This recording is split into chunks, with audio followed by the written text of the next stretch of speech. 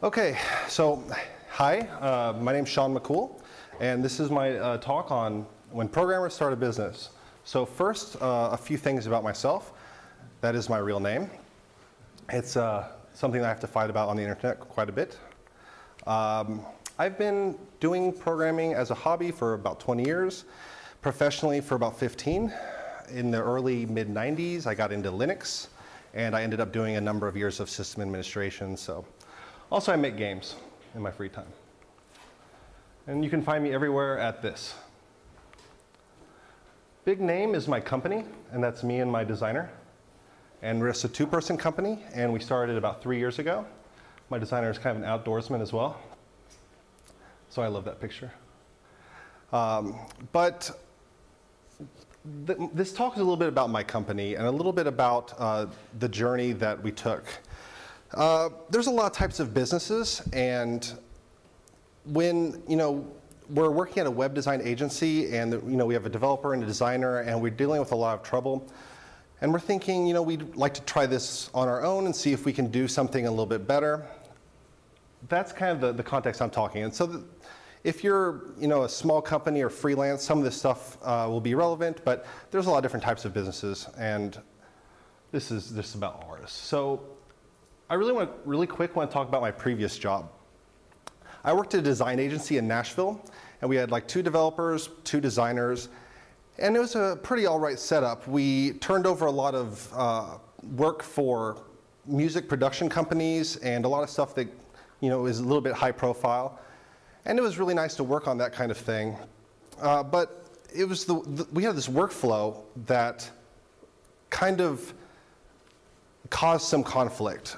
First of all, we'd start out with having a nice design document. We actually have like a 4 or 5 page design document with lists of everything that we needed to have, field lists, the kind of stuff that you think would be a little bit subpar for what you're expecting to get from a company. So we'd sit down, we'd go over the document, and we'd ask questions. What does this need to work like, and who's going to be using this, all the things you need to ask in order to get an idea about the application. We had a very enthusiastic team, a lot of people working together who really wanted to create a good product. And it wasn't like a chop shop, and we were using more or less the technologies we wanted to use, and we were all really enthusiastic about building it. So we'd work really hard to create what we felt was a really good product. When it was getting close to time to deliver the product, we'd decide, okay, this is time to really buckle down, put in some effort, and make sure that this thing shines. We wanted it to be the best thing we could, and so we'd crunch, we'd work extra hours, we'd just slide in time just to make everything shine. When it finally came time to deliver the product to the client, we'd send it off, and then we'd get back basically a big old sheet from school where you have like red marks everywhere saying this is not what you wanted. And this was really discouraging because we felt like we had this document, and we felt like we had a good idea what the requirements were. We'd work hard to complete it. We'd put a lot of ourselves into the product, and then we'd find out that we had to change the application quite a bit. So the management wasn't happy. There was one guy, he owned the whole thing, and he was kind of losing money on all of the revisions and stuff that we'd have to make. And so there was a lot of pressure to get it done, push it through, and we ended up having to make shortcuts and just deliver something as quickly as possible. We get to the whole process, and it's done, and we're all looking back on how things went, and we're looking for ways in which we can improve, and we really want next time to be better. But in reality, it just looped over and over again. This comic to me kind of represents how it feels to be a developer.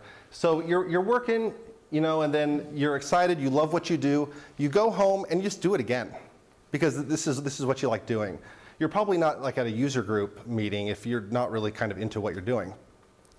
But at the end of the day, we ended up feeling awful.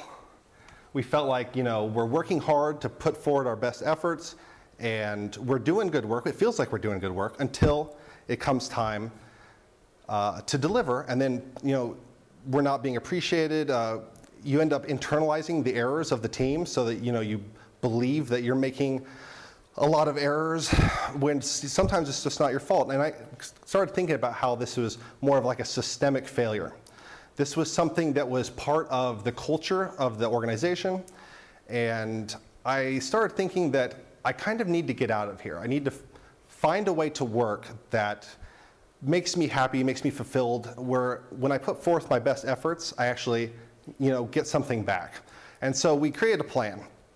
I was going to figure out how to get clients, steal a designer, because I'm not a designer. I'm a programmer, and I don't want to have anything to do with design. So I need somebody who can, pull that weight for me. And then we're going to do everything perfectly and live happily ever after, right? So this is 3 years of my company. This is the 3 years that we've been here. We started in 2011, and everything was actually going pretty well. I made a bunch of screencasts and tutorials on a website. People started contacting me. I like what you're doing. Will you build a web app for me? So I'm like, okay. I went to 20 hours at my job and spent the rest of my time making apps for clients. Eventually, I got enough work so that I could steal the designer. Took him, and we just started doing this full time. Here it's a year later, and it's another picture altogether. We're not making enough money. We're working too hard. Because we're not making enough money, we are taking even more work, which is, it's a big mess. It's like we can't get things done quickly enough. And so our clients are feeling neglected, and we're thinking to ourselves, maybe we should just go and find a company that's run pretty well and get a job again.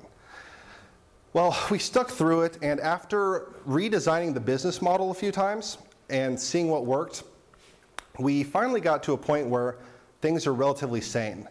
We're making enough money to survive, our clients are happy with us, and in order to get there, we learned a couple important lessons for us.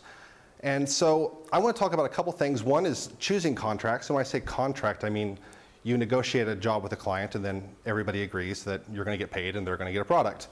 And then how we adapted agile development practices to our small team. So starting out and talking about how to choose contracts, some of this stuff is a little bit obvious, but some's a little bit more subtle. So profit is a big part of why you choose to take a job. Because the profit is so vital, it can be a real cause of stress, and it can make you make decisions that are not the best decisions for the future of your company.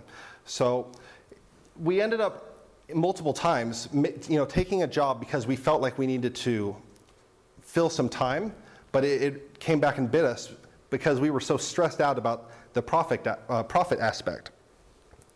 Also, when we're looking at jobs, we're looking at things like, is somebody going to pay us to make an app if they don't know who we are? We have no way to prove that we are competent.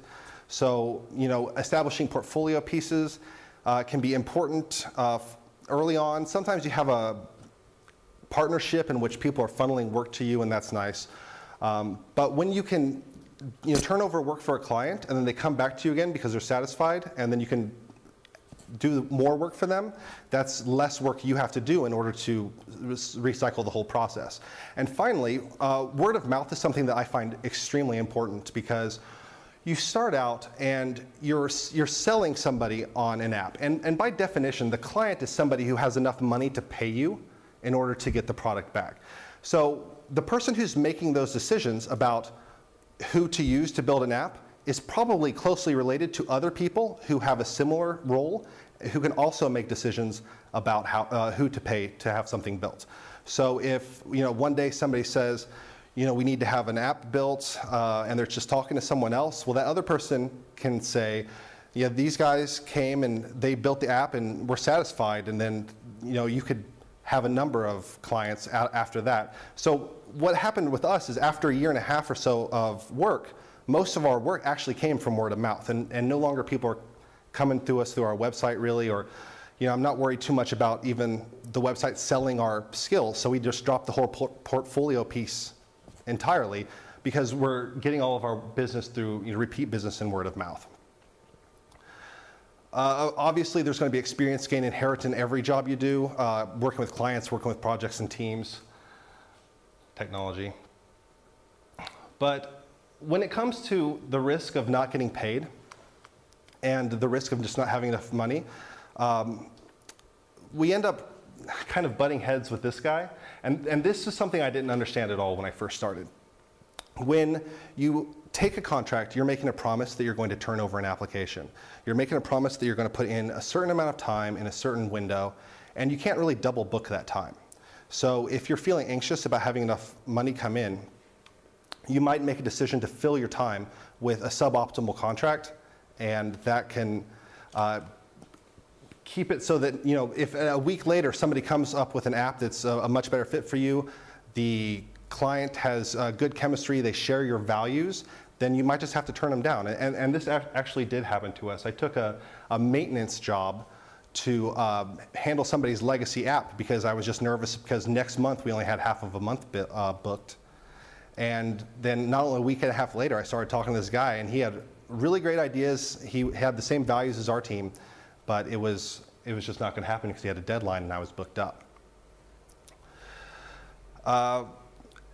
You know, when you make apps, you have certain expertise, and it's really important for me to make sure that I don't take apps that I'm not a good fit for. So if a client needs something and I don't have a lot of experience in that area, I would rather not take it because I worry about the ramifications of the relationship with the client if I'm too slow or not turning around satisfactory work. And if I'm not turning over work that is of a professional quality, then I'm lowering the chance that people are going to talk to their friends and whatnot about what I've done for them. So I could instead take a different job, a job that was a better fit for me, and make the client happy and make them feel happy about telling their coworkers, et cetera, that, you know, we turned over a good product.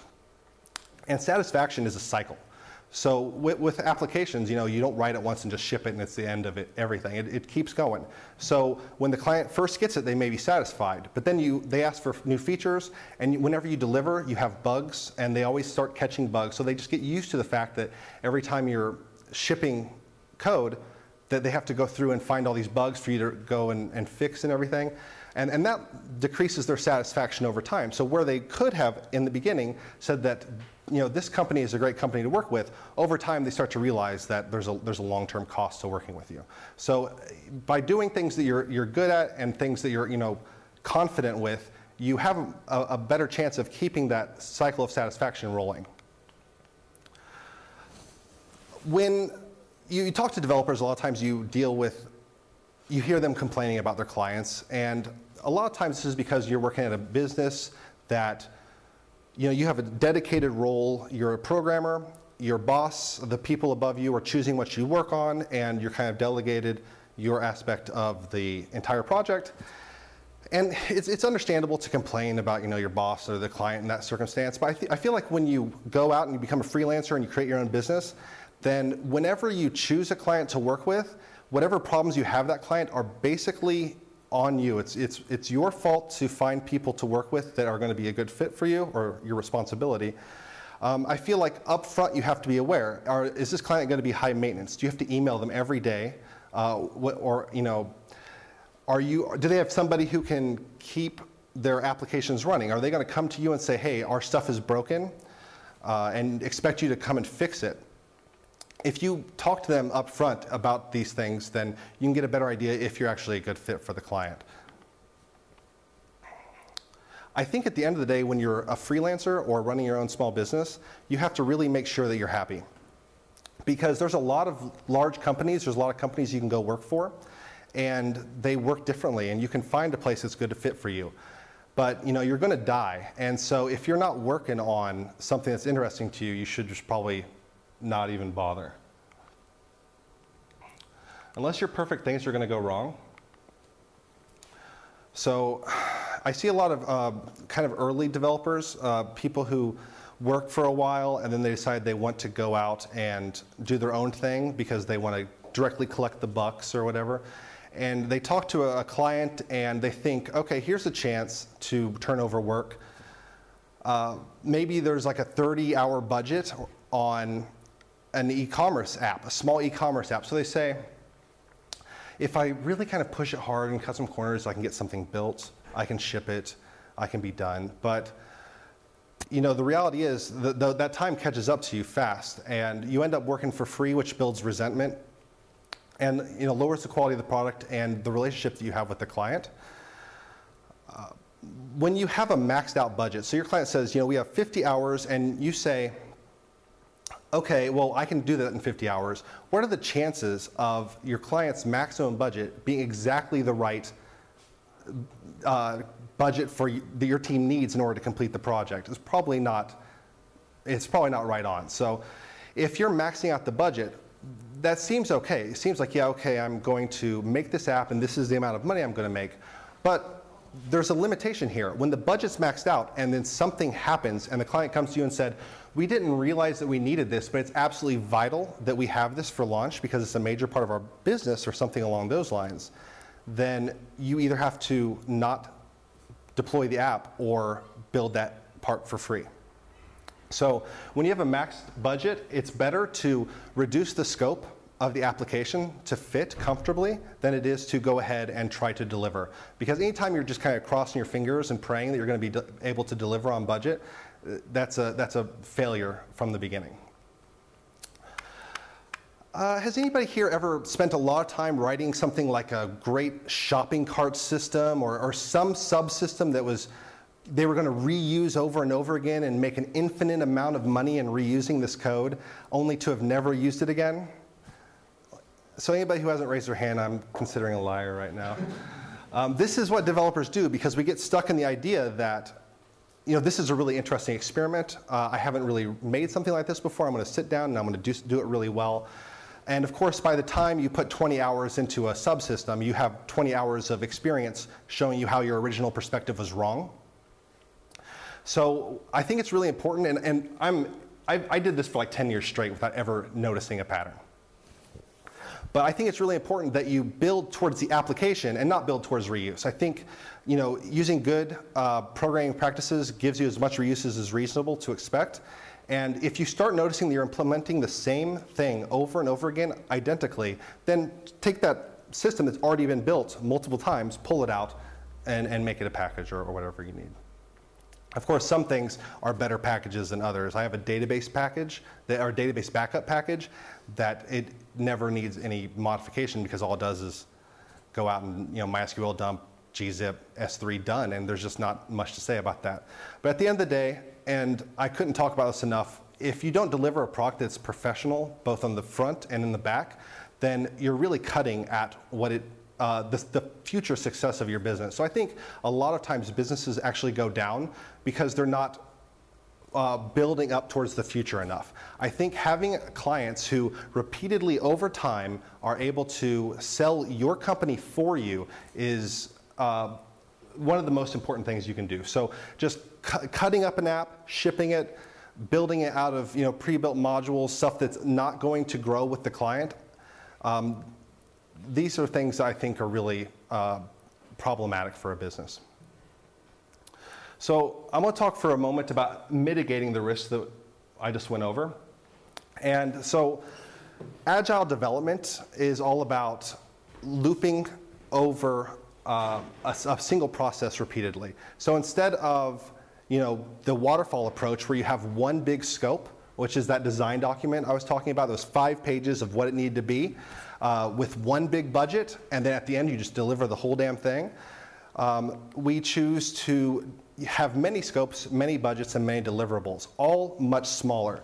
Because when you have a 500-hour budget and you go 40 hours one way or another, it doesn't seem like that big of a swing. It doesn't seem like that big of a disparity. But when you bring your budget down to 40-hour, 50-hour chunks, then all of a sudden the chances of you misunderstanding the scope of that project are much smaller, and there's much more room to make errors without it just destroying your entire budget. So I'm not going to go too much over this, but the idea here is you start out by saying, what are we going to build now? So you have like a 2-week segment of time, and you say, okay, we need to build the foundations of the app, get it up, and get it delivered. So you work on that over 2 weeks, you deliver it, and then at this point in time, my company would invoice. So we work a couple weeks, deliver an invoice. And then we just do it again. We say, what needs to be built next? So the advantages of this approach is that we have the flexibility to change. if we deliver a base aspect of an app, so it has basic identity, it has the application foundation, it has user login and maybe like user profiles or just some arbitrary simple part of the app. The second the client can see that, interact with it, suddenly their brain's going to turn on. Before, they were just kind of working out of this conceptual thing, and now they have something concrete to play with. And it makes them realize a lot of things that they didn't necessarily realize before. You can take the entire plan you have, which is built of like 4 or 5 of these phases, and then once you get the feedback from the first phase, say, do we need to start tweaking our future plan? And you can tweak it at every step forward. Involvement is where the client is actually a part of the development process. So you are talking to them at the beginning of every iteration, you're talking to them in between, and the client feels like they're seeing changes frequently, they feel like they're being talked to frequently. So the advantage of this is that you don't want the client to start wondering what's happening. If a client sees, like if you have a waterfall application and it's like a 500-hour application, what are you going to show the client? Maybe you're doing PSD mock-ups or something for design and you're throwing things at them, but it's all unfinished. It's not the real product. And when the client sees something that's half-built, they don't see the same thing that you see. You see everything that's there, and they see everything that's not there. So you end up in a situation where the client can lose faith and start feeling like they have to take a weird amount of control over the product. And by having them involved in every step, every couple weeks you're actually having a real deliverable that's in itself complete. It shows progress and it makes them a lot more comfortable. And at the end of the day, you end up with an application that's different than maybe the one you envisioned in the beginning. So as each phase is developed, and everyone is learning from it. So I'm using the app, the client's using the app, and in addition, the client's business is changing. If we're going to take 5 months to build an application, then it's almost like we're saying between now and 5 months in the future, if your business changes, your application is not going to fit your business when it's delivered. By having iterations and by being able to re-strategize between at regular intervals, you're able to deliver the application that your client actually needs at that time, rather than what they thought they needed at the beginning. And every phase has deliverables, timeline, and budget. So as an example, let's say we're building a community portal. So this is a project I was involved with recently, so it's fresh in my mind. And we need a basic platform, forums, and user-submitted articles. So we might have a first phase that has identity, landing, and user authentication, and that's basically it. And we say, how long will it take us to build this stuff? 50 hours.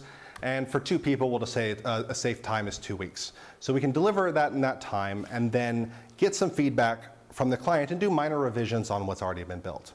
At the end of that time, we can invoice and start over and say, are we still on the same path? If so, let's keep going.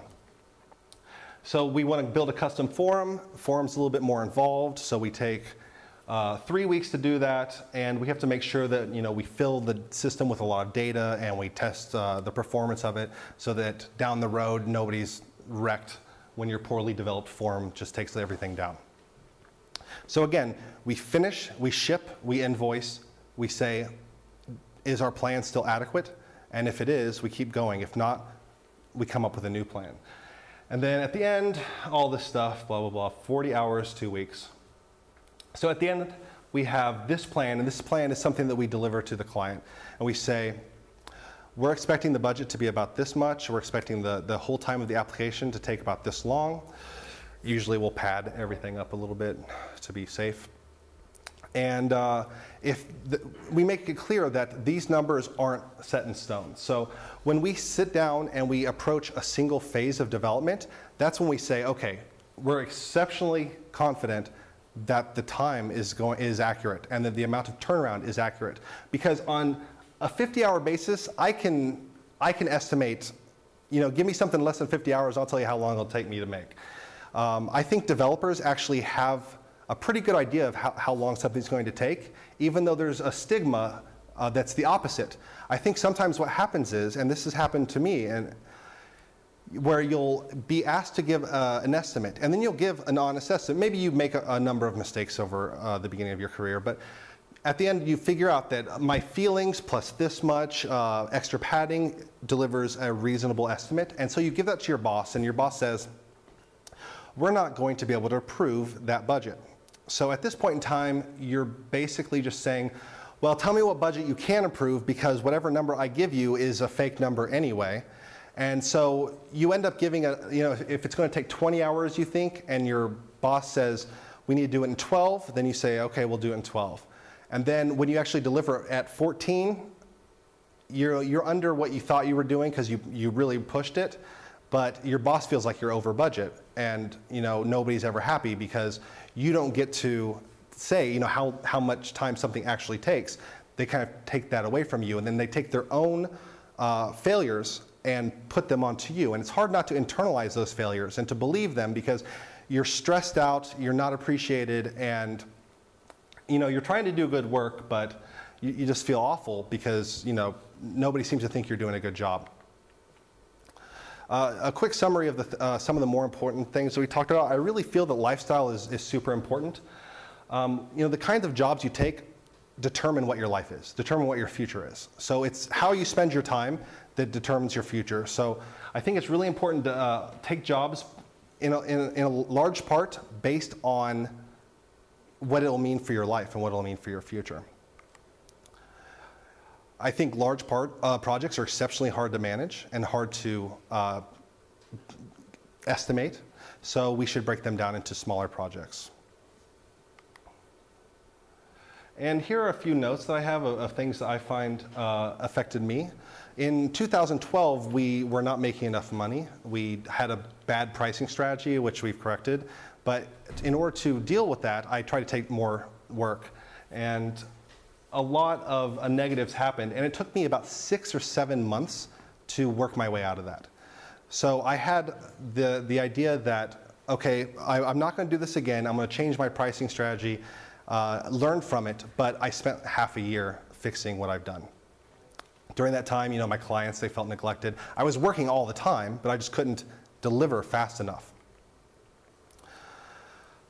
Mike Montero has this good talk called Fuck You Pay Me, and it's about using a standard contract.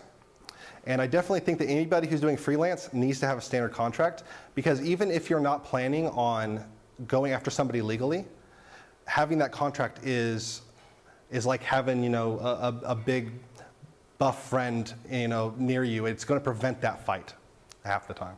Something. This is really important for me personally. If I'm working out of a feature list, I have a list of things that need to be done. I'm working out of the feature list.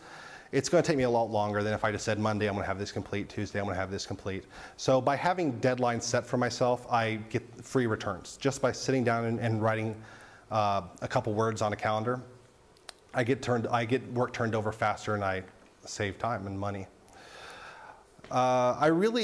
You can end up in situations where your clients are being pressured in their own circumstance. So a lot of times I work with people who are middle management, and they have people above them, and they're coming down on my client, and they're frustrated, and they're kind of taking it out on me.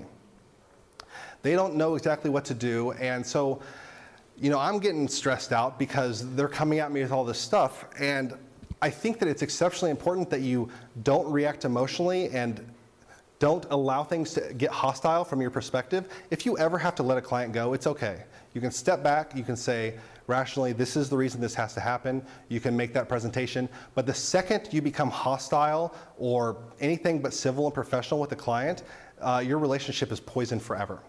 So I also believe clients can tell when they're coming down hard on you.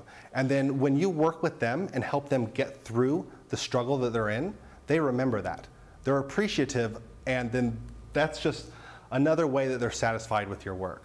So programming and design and the things that we tend to do to build applications is only a small portion of what has to be done in order to run a business and to retain good clients. Because you can I have like 4 clients at any given time, and I've been nurturing a client list for 3 years, and The people who work best with us, those are the people I try to keep on. And other people, I may, refer them elsewhere or just in general get rid of them because they're bringing my job down. I want to be able to perform to my capacity, and I want to be appreciated for that, and I want to be involved with people who have the same values. So by being civil in hard, stressful situations, I think that you can really get more lifetime out of some of those relationships that you think are not great, but actually just turn out that somebody's having a bad time. The last one here is, I just want to mention, it's about limitations. So you hear young people who are starting their business and they try to use the royal we and try to act like they're a big company. Nobody likes to hear that. It's embarrassing. Like, people are embarrassed for you because they can see through it immediately. Additionally, a lot of people want to work with small teams that have specific skill sets and who can make quick decisions and not have to be tied down. So I think it's being small is actually a big benefit, and that you shouldn't try to appear bigger than you actually are. And this last point here is, just because you are a programmer doesn't mean that that's now your job. You're more of like a product designer at some point in time. You may not be able to do everything, but you can find somebody who does. I wrote this application called Mom Meet Mom, which is a social network for moms to find other moms for play dates with their kids. And so part of the whole premise is we have a statistical model. The moms fill out a bunch of questions with themselves, about themselves, and we match them up to other people who are compatible with them nearby, etc. So I wasn't sure how to go about this, so I found a statistician, and I hired the statistician to come up with a model, and then we implemented it using R script, and at the end of the day, we turned over a really high quality product that was outside of my competency, that I couldn't have come up with myself. And now I feel much more confident about anything that's going to involve a statistical model or in general knowledge that I don't have. I can just find somebody and pay him, and to get that guy to make that model, it cost me under like 300 euros, and it works really great. And you just go to a university, man. You can find grad students, and you're done. So that's my talk. I hope I didn't go through it too quickly, but we're in a pretty tight time for mass transit, right? I can be found at this email address, and that's my website right there. So does anybody have any questions? No questions? Yeah? You break down projects into smaller projects, and then you have to get the client involved. So how does it usually go when you tell the client, this is how I'm going to do this, I need you to check the product every few weeks and then discuss the next phase.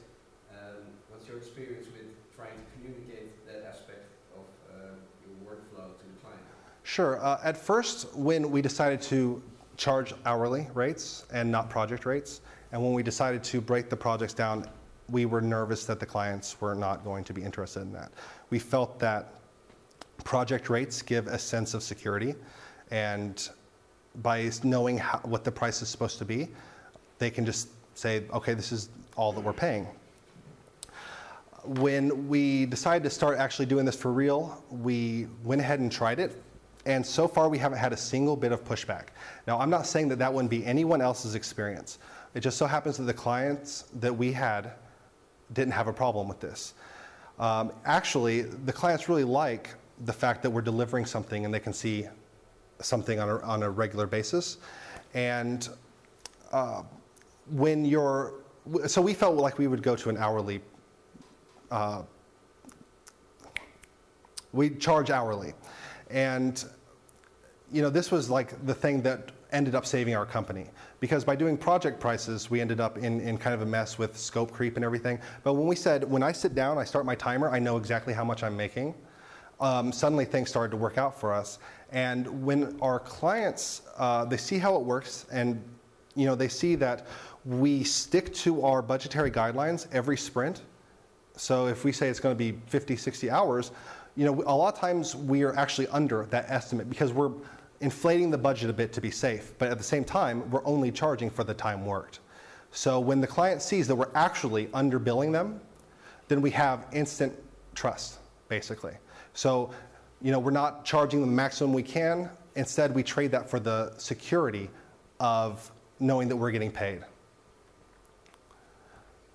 You do make an estimate for the next phase that the client knows is going to start, right? We estimate out every phase in the beginning. So the way we kind of work is we have a get to know you call. If it sounds like it's going to work out, we say we're going to charge you for X amount of hours for discovery. So 12 hours for discovery. And then we talk to them about their business, talk to them about what they need. At the end, we have a document that shows the results of basically our inquiry. And in addition to that, we have a project plan that shows our timelines and budgetary estimates. When we actually get a word that says go, then we lock in and say, let's really make sure that we know what this sprint is going to cost. And we confirm that with them. And we say, this is all looking great. Here's our updated cost. Of course, when you're starting your first sprint, you probably won't have an updated cost unless they've changed something, immediately. But usually we can stick with the same estimates the entire way through, unless we get to the second, third phase and the client says we want to shift a little bit.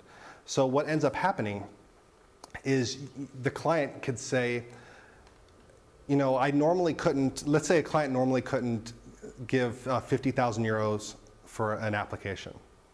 But by dividing up into phases, suddenly you're spanning multiple quarters, financial quarters, and they're able to approve this ongoing cost, and they can actually often get a higher budget approved than they could otherwise.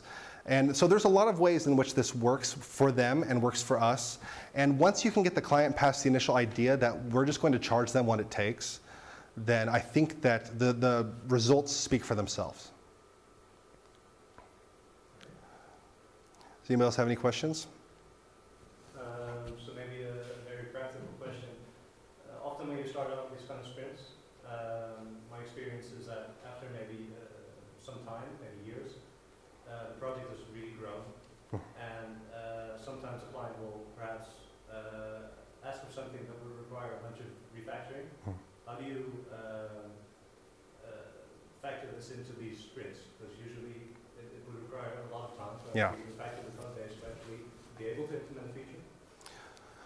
So I work in a team of 2 people, but we have a third person that we bring in a lot. What I don't have is a team of 20 developers working on mega enterprise applications. So I can only speak from our experience. So we have a couple large applications, and there are times when we do need to refactor. So we end up devoting a part of a sprint to refactoring certain subsystems so that down the road we can make the change when needed. So maybe we need to implement like a messaging system or something like that. And then we also tie in the time for refactoring something old and updating the test as necessary. And after a while, we just devote an entire sprint to making that full switch.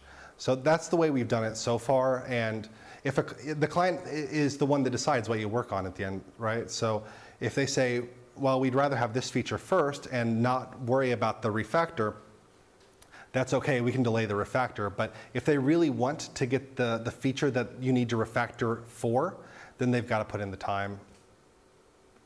So I don't know what features that we would work on with our applications that would take more than a couple sprints of tweaking and then a full-on sprint to twist.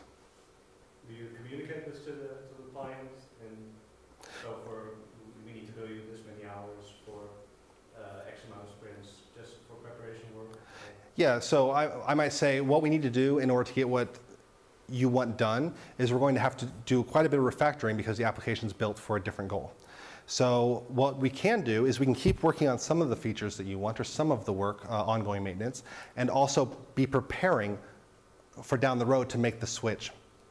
So that in a month and a half, we'll be able to go ahead and devote a whole 2 weeks to finishing the refactor. And so I tell them what has to happen and then let them decide how we approach it, because it's their money and I'll work on what needs to be worked on, but it's still it takes the time it takes and it's out of my hands at that point.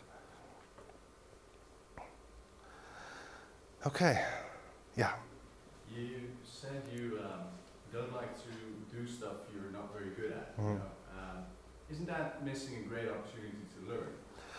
Well, for example, I've never been involved with a system that implemented a statistical model, and I had to figure out how to do that. I'm okay with stretching myself a little bit, but I don't want to do something that I can't deliver a professional quality product at the end. So as long as I can do that, get there within a reasonable way. I mean, if you've been developing for a while, you can tell about how long something's going to take to figure out. And so, you know, if it's so far away from you that you just have no idea, then maybe it's not the right thing for you. But if you say, I just have to kind of find somebody who knows what they're doing, and then I work with them to interface with the new system, then I think that's fine. It's the professional quality of the product at the end of the day that's all that matters. If it didn't matter, then you could just kick out anything you wanted. You know, I'm going to make an iPad app. I'm going to make just shoot in all different directions. But yeah, I agree with your general concept, though, that you have to be doing new things and pushing yourself. Otherwise, you're... That's how you got into it in the first place. Right. It's not even fun to do the same thing over and over again. How do you choose how much you charge per hour? By my living costs. So if I have to make a certain amount of money to survive, and I think how much work can I get, and then I think about how that breaks down, then that determines how much money I have to charge. Is it also sometimes dependent on the client? If you want to... It depends on what you're looking for. So if you're doing something for like a friend, so one of the best clients you can get as a freelancer is a web agency who has just too many clients. Because then you're speaking the same language, they already have it all figured out, they've been interfacing with their client, they probably don't even want to tell their client that they're not directly doing the work. They trust you, and they give you the document, you turn the work over, and you invoice and you're done, and it's fantastic. But, you know, if, I kind of like lost my train of thought, but for me, figuring out how much to charge was really important. I started out like when I was younger, like 10 years ago. I started a couple businesses like freelance, and I always charged like a ridiculously low amount of money. So I would think about how much money do I make in my salary job? I'll charge basically that. And it was an awful idea. It was just horrible. I wish I would have had somebody to give me some reasonable insight into that. But instead, it costs so much more to be a freelancer per hour than it does to be a salary, because you're missing out on any huge amount of things. You know, you have insurance and any number of benefits that you're going to immediately lose, and then you have all the time that you're working that is entirely unpaid. So, you know, original calls, you know, project planning, maybe it depends on how you approach the job, but you have to charge enough to survive, otherwise you don't have a business. If you're not charging enough to pay your bills, you're out of business, and then you're doing whatever you can to get your bills paid again.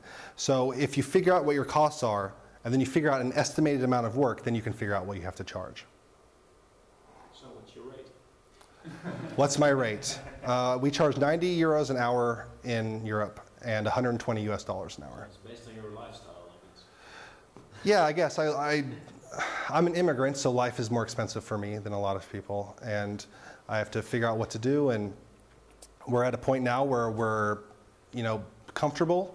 We're able to live like a normal life, like the same as anybody else, and I don't think we could have gotten there if we kept on with project pricing. Not for us. You also have to remember, of course, that you can't bill every hour in a week. So 90 an hour, but if it's only working 2 hours, 2 days a week. Yeah. But you have all kinds of hours that not being paid for. Yeah, so if you don't have enough client work, and it's a wave too, because your clients have different amounts of needs, and sometimes they'll have more needs, sometimes they'll have less, and you just can't book your time full. It's impossible. You're either overbooking your time or underbooking your time, and it's always a balance.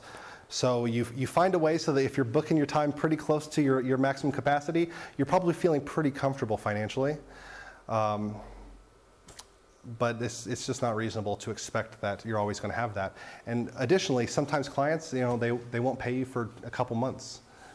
Different clients have different policies, and you have to work that out in advance. But if you have a sweet gig with a large client that's going to pay you a bunch of money, but they say we only pay out at this rate, then you might have to have enough money already there to get you through and make sure that, especially in the beginning. So in the beginning, I was working like paycheck to paycheck, and so it was really hard to take the risk of not having work.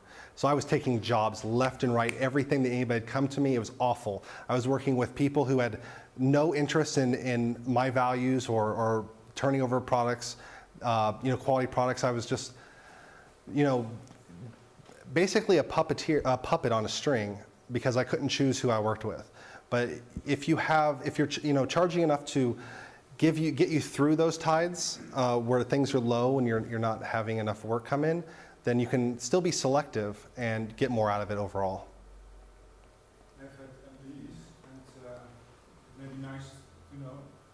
I had to calculate based on their salary how much I had to charge my customers to get the time to be able to pay them, and not counting the time they were not that they didn't have a job, and didn't have work for them, but only counting the time they were actually working. I had to double their brutto salary to break even. So if you have a salary of 20, then you have to make 40 just to have the same in the end for the hours that you had a job. And then you have the hours you didn't have a job. Yeah, 100% overhead. Yeah, there's so many costs. I had to find clients. They need to find a client. I had to make a contract. They need to make a contract. So many things I had to help them sometimes with problems. Yeah. And I need to live too, Yeah. Yeah, it's probably a lot harder when you have employees because it's just my partner and I don't have to think about anybody, taking care of anybody really. But the second you bring on somebody, then all of a sudden everything's changed, and you better be ready for that, I guess. But I'm not looking to grow anytime soon. If you grow, you need to charge more, so you'll find someone like to. Yeah, and that's another thing too. If you don't charge very much, people are going to see your price and make assumptions about you. If you charge at a standard market rate, you're going to be taken more seriously. So if you actually figure out what your costs are and figure out what you have to charge in order to survive and to run a successful business, it's just par for the course. It's what everybody else is expecting, and there's nothing particularly different about your costs from somebody else probably. So don't charge too little because nobody will take you seriously. I heard somebody say, okay, you shouldn't charge a low amount because you can always go down with the price, but always never go again. Yeah. So you better say a high price and say, I don't calculate all the hours. But I calculate $90 or euros. Yeah. I just calculate half the hours or so. So the amount stays the same. Yeah. And for us, I think if we quote somebody too high and they're looking for something less, what we try to do is just negotiate. Okay, we can pull back this feature, we can pull back this feature, and deliver something smaller, and try to bring the price down to what they're comfortable with. And then I think that you might have like the psychological advantage of them thinking they're getting a deal, or they're paying professionals who are good at what they do to deliver a core product that they can grow as money allows. You're obviously working from, you're going from client to client to client to client. Why don't you just make some application that you can build on and then, just one steady project for yourself, for your own company? Have you done that? Trying to. Right. So we created this company with the whole goal of creating our own apps. But what we found is you can't create your own apps and still survive if you're not getting paid for creating your own apps. So it took us about 3 years to figure out at all just how to properly do client work so that we can get to the point where we can create our own app. So now we're at this point where we're building, and I think that everybody wants to make their own app so that they have that passive income. And if you make enough apps that have enough passive income, you're free to follow whatever you want to do. But it's really hard because when you actually do make an app, you have to market it. You have to, and there's costs involved. For example, hosting an app is cheap. Paying for payment gateways and other things to stay open for you so that you can keep running, that stuff adds up over time.